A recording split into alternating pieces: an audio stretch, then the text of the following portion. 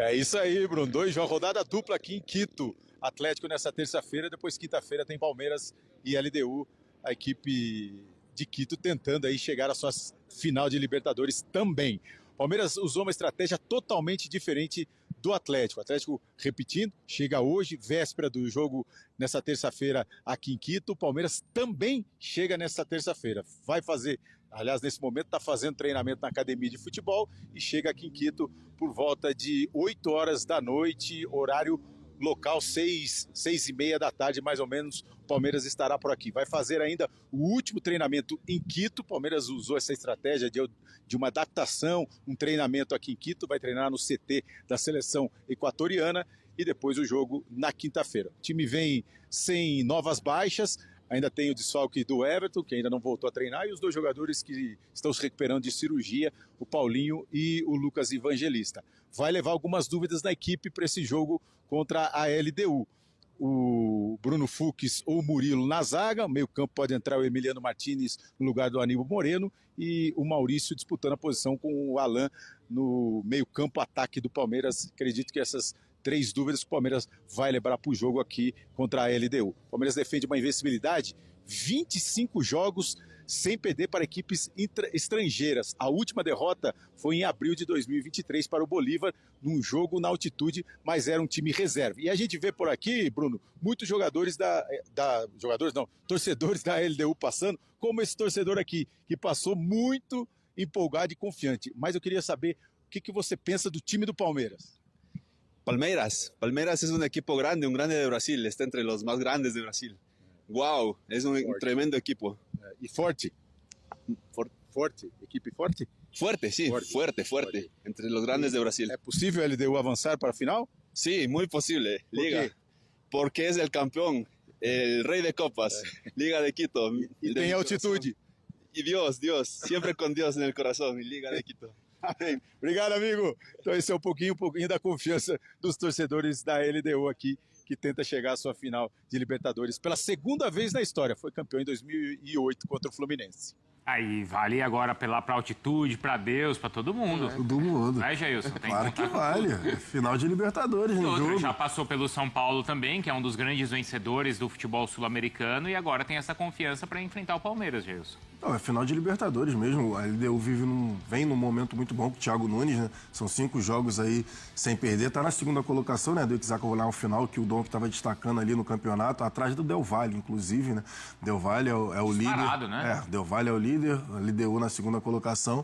Mas a LDU tem que confiar, realmente tem seus destaques, mas tem o Palmeiras, né? O Palmeiras também é embaçado, vai ter que fazer. Eu penso que a LDU vai ter que fazer um jogo perfeito.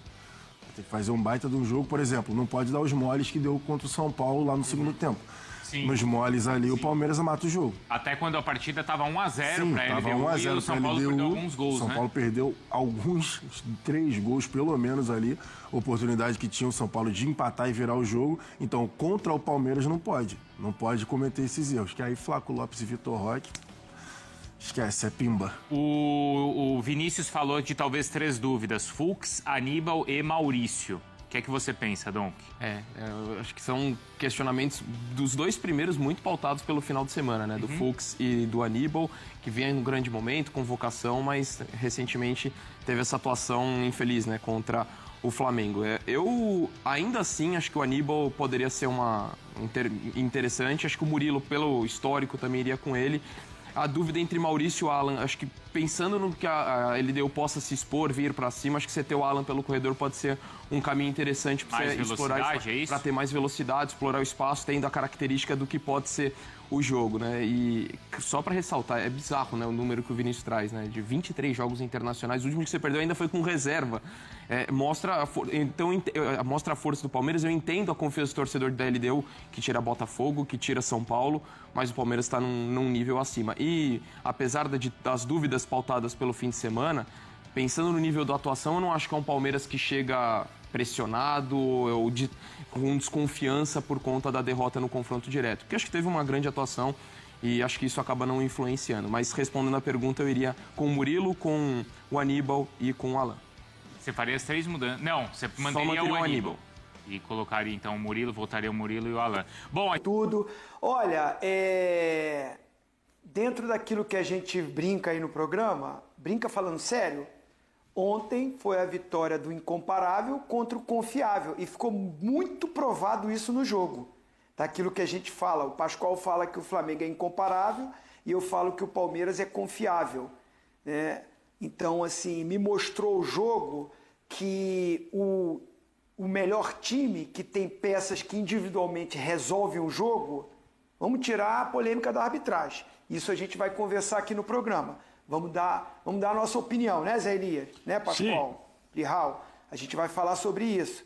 Mas eu quero olhar para o campo, para a bola. O que eu vi no jogo, o Palmeiras superior ao Flamengo.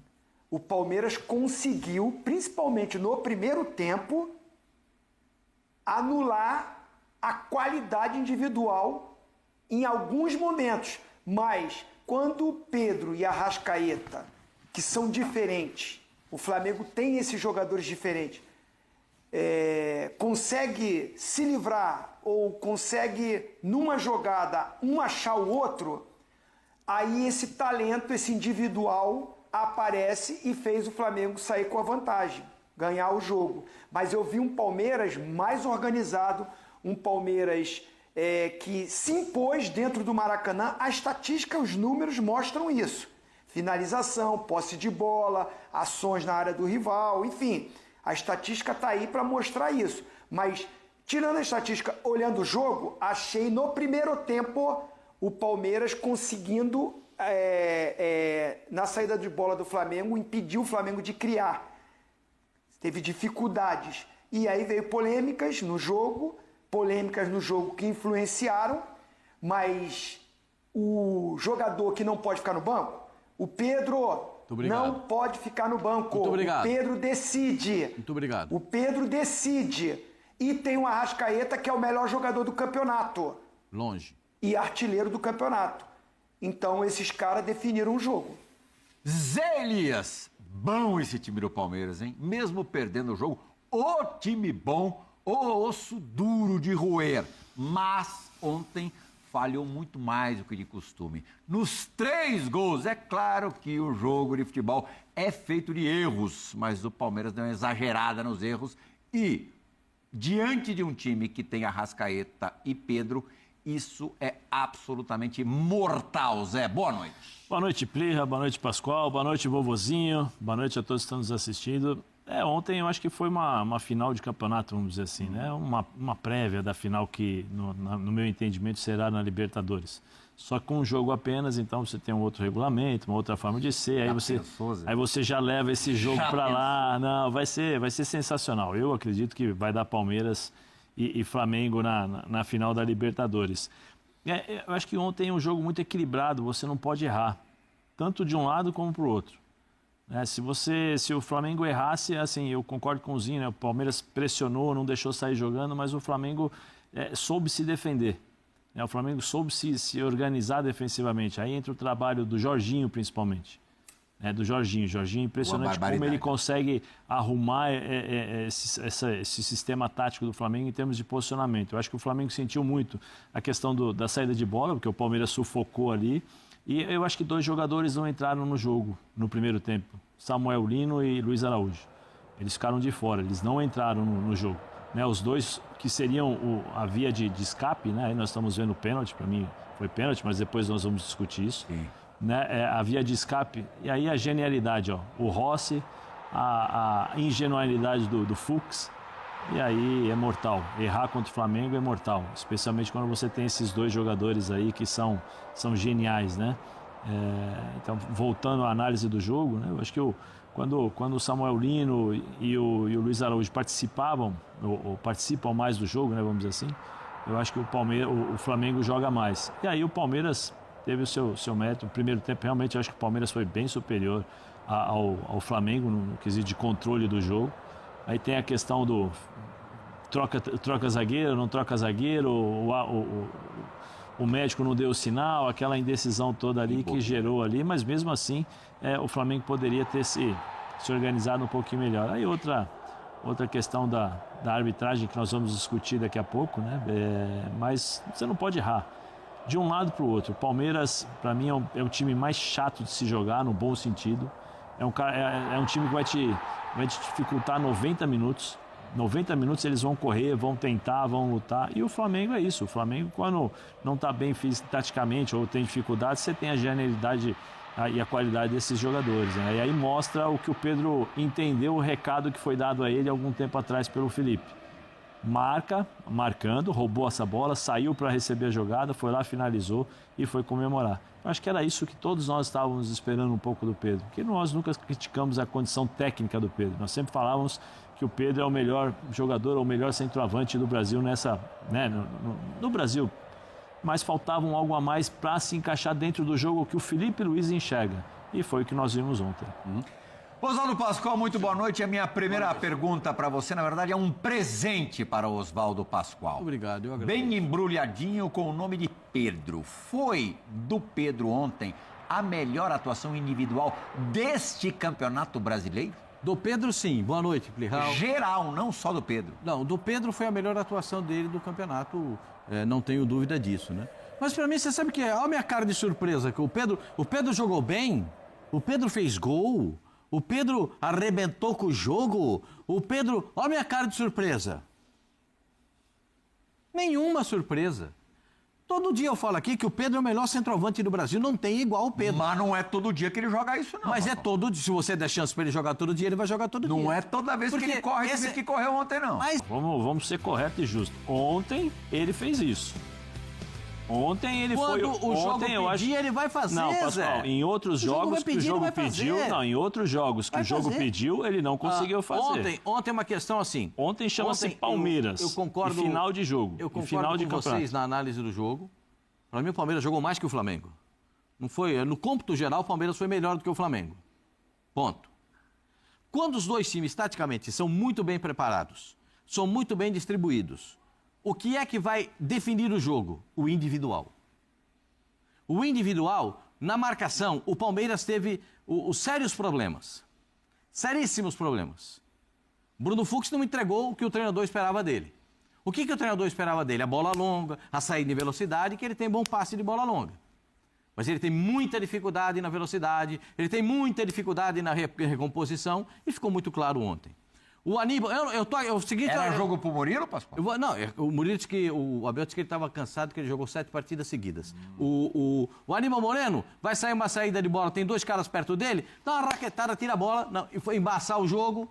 Né? Você elogiou bastante o Aníbal na quinta. Não, eu tô criticando porque errou. É o seguinte, deixa eu falar um negocinho pra você. Eu não sou treinador pra arrumar vestiário. Eu sou analista de futebol. Quando o cara erra, eu falo que ele errou.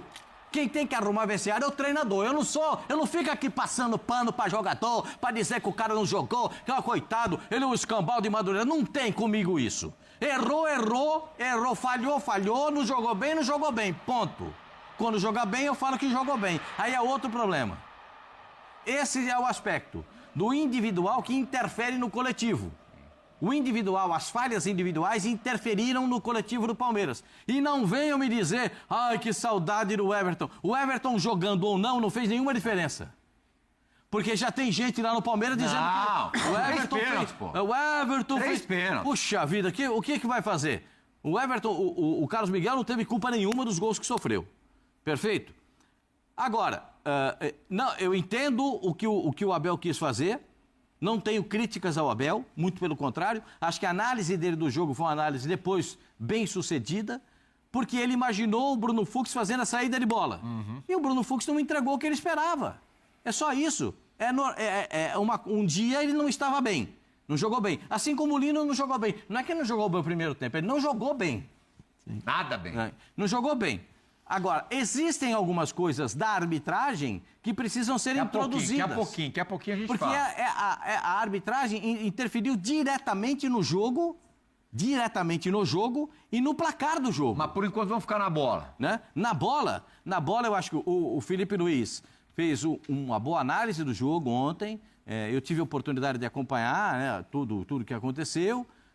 e tive a oportunidade de acompanhar as entrevistas coletivas. Acho que o Felipe Luiz analisou bem a partida. Só não gostei da parte final da entrevista dele. Bom, depois a gente vai falar da negócio da arbitragem, né? Eu acho que existem coisas que podem ser superadas. E o Abel enxergou bem o jogo também. Falou do acontecimento. Duas coisas pro Tetra, que é sempre aqui, verdade seja dita, um super defensor do Pedro. A exemplo do Oswaldo Pascoal.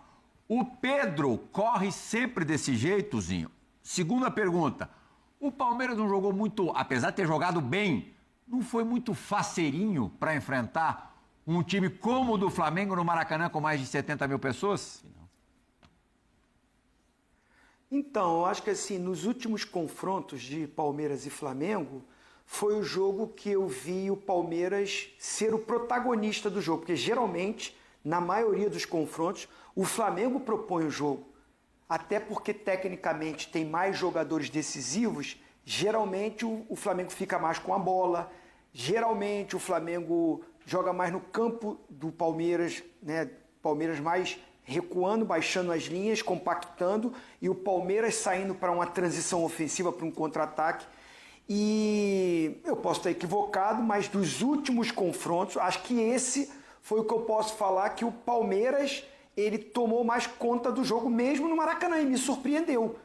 Porque eu achava que o Flamengo seria aquele time que ia encurralar, ia, né, jogar muito o Palmeiras para trás, e o Palmeiras ia explorar muito contra-ataque. Se você for ver a posse de bola, a maior é do Palmeiras no jogo, que é uma surpresa para mim, porque a armação tática dos dois treinadores me dizia que o Flamengo teria mais a bola, que o Flamengo buscaria mais o gol, seria mais ofensivo. Olha aí, 20 finalizações contra 8.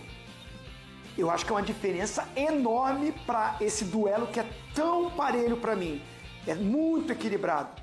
Volto a dizer, o Flamengo tem o melhor elenco, mas não é incomparável ao Palmeiras. Eles se equiparam pela qualidade e organização tática dos treinadores. E o jogo me mostrou isso, né? E os números estão me dizendo isso.